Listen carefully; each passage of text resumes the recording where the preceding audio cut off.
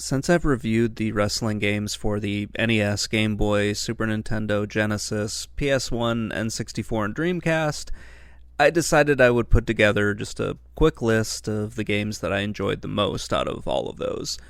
This is not a best of list, it's simply the games that I enjoyed more than the others that I had played.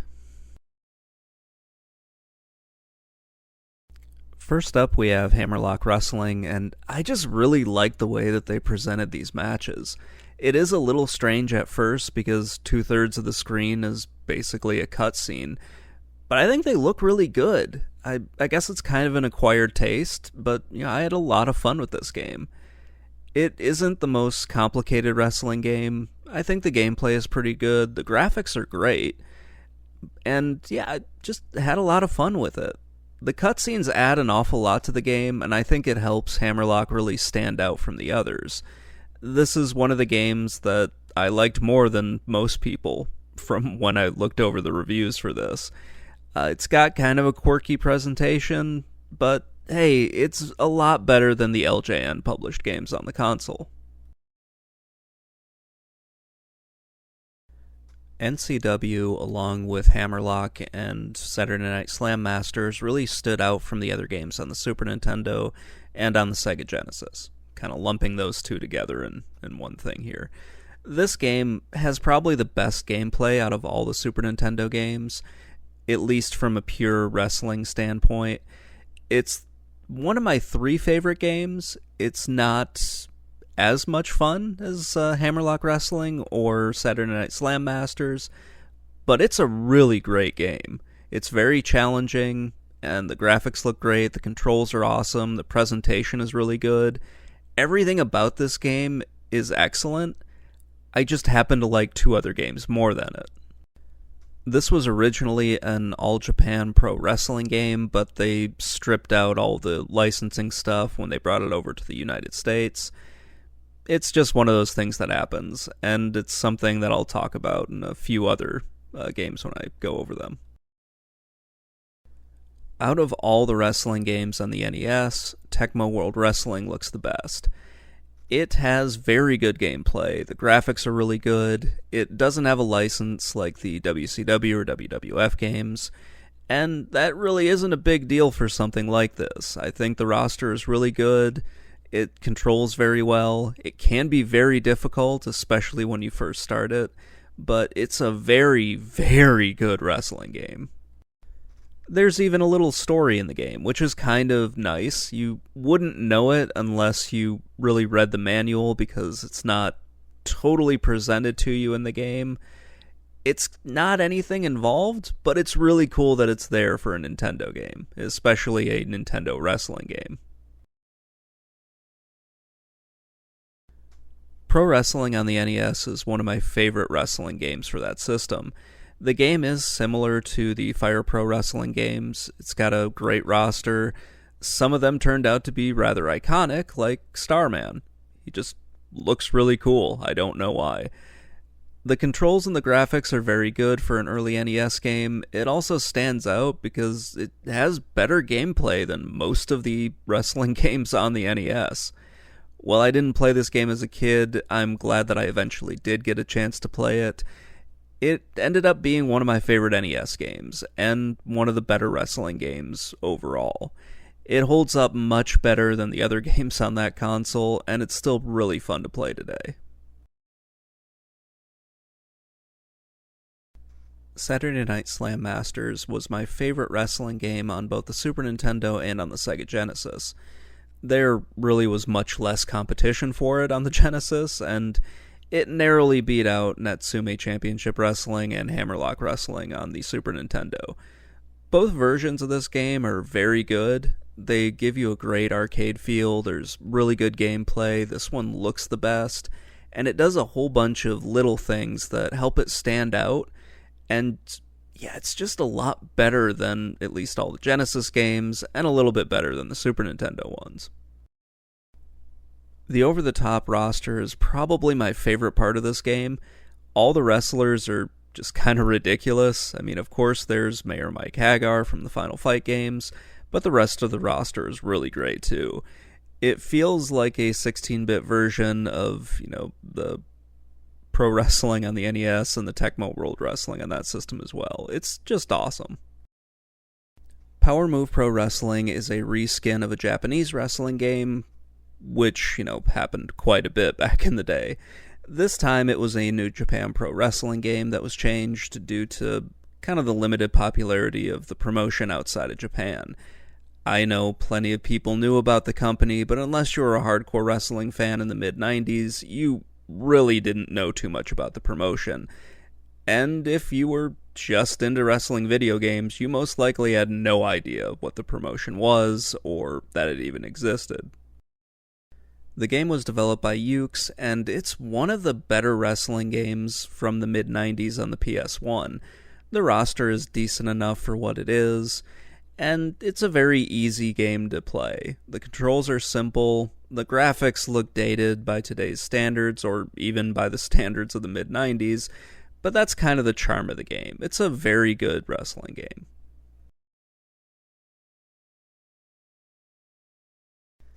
HAL Wrestling is kind of an offshoot of the Fire Pro Wrestling series. For whatever reason, the name was dropped and it was given the title HAL Wrestling. I don't get it, but whatever. It's still a very, very good wrestling game, especially on the Game Boy. It's a very grapple-heavy game. You can punch, but it's really not all that important. Just keep doing the same grapple moves and you should be okay. It's a pretty easy game to learn, and it's a lot of fun just to watch what they were able to do on a Game Boy game. I had no idea this game existed. It's one of the many wrestling games that I wish I had played when I was a kid, and it's probably the best wrestling game on the Game Boy.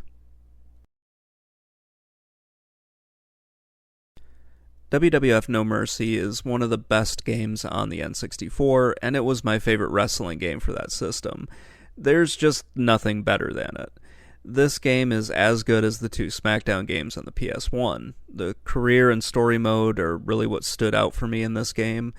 It's as good as the same mode in Smackdown II. This is also a really easy game to play. While it might take some time to master the controls, you can pick this game up and play it right away. This is the game that really got the most out of the N64. It's a spectacular game. It's really amazing. I don't know what else to say, so I'll just move on to the next game. This really is awesome, though. WCW/NWO Revenge is the best WCW wrestling game out there. There's nothing better than it. Before playing this game and a few others, I had only played WCW Mayhem on the PS1. I remember liking it, but it is nowhere near as good as Revenge is, or World Tour, or WCW vs. the World. This is one of the N64 games I was looking forward to playing when I started going through all the wrestling games on that system. Well, it has dated graphics. The gameplay more than makes up for it. This is a good-looking N64 game, and it is also kind of a nice-looking game if you compare it to some of the PS1 games that were released at the time. The gameplay is really awesome. It's very easy to pick up and play. Takes a little bit of time to master, but that's not really a big deal. It is an excellent game, and I would highly recommend it to anyone who is looking for a wrestling game to play. So let's stick with WCW games, and we'll talk about WCW vs. the World. This is one of the many wrestling games I remember seeing in stores when I was a teenager. I wasn't a fan of WCW, so I didn't bother playing it, and sadly this led me to skip over a lot of the WCW games. But WCW vs. the World is an excellent game. It's a localization of Virtual Pro Wrestling, and I wish more WCW wrestling games had followed this route by just reskinning a Japanese game. But they didn't, and they ended up kind of going by the wayside. This is another game that's very easy to play, difficult to master. It's got dated graphics, but that's okay. It is a PS1 game from the mid-90s, so you kind of expect that. And the gameplay more than makes up for it. It also has a huge roster of wrestlers. It's just a really solid game. While not as good as the 2 on the N64, it's still worth your time. Now we talk about Smackdown II. This one was a bit of a nostalgia pick for me. I do think Smackdown 2 is the best wrestling game on the PS1, and it's one of my favorite games on that system. I've got a lot of memories of just playing with my friend Drew. It's really fun to just go back and play this now, especially since it reminds me of all the really good memories that I had with this. It has the best graphics, the best gameplay, and the best controls out of any of the wrestling games on the PS1. The only real comparison with this game is WWF No Mercy on the N64. Both games are spectacular. I like Smackdown 2 a little bit more just because I have more memories of playing that game. There are a number of great retro wrestling games out there. I found a lot of the Super Nintendo and NES games to be quite a bit of fun, even if they didn't have all the features that I enjoyed from the PS1 and the N64 era of games. It really all depends on what you want from a wrestling game.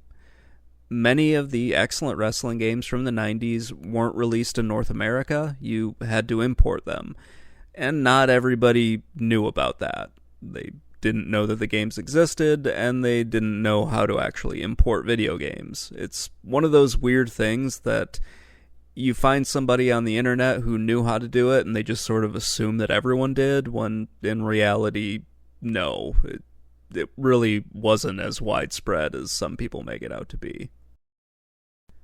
One system that was particularly hit hard by this was the Dreamcast, where all of the really, really good wrestling games had to be imported. It's kind of sad. That's why none of the wrestling games on that system that I played made it on here, because I only really looked at the North American releases and not at the Japanese ones as well. This list is going to change as I go through some of the other consoles. I think I have like 1 or 2 more Game Boy games to play. Maybe if I'm even remembering it right. I know I have one that I need to get working because it's just all kinds of messed up right now. But I'm planning on going through the PS2 and the GameCube games, and then I'll do another list, probably when I find more that I really enjoy. Anyway, that's going to wrap things up. Let me know what you think in the comments below, and I will talk to you all later. Bye.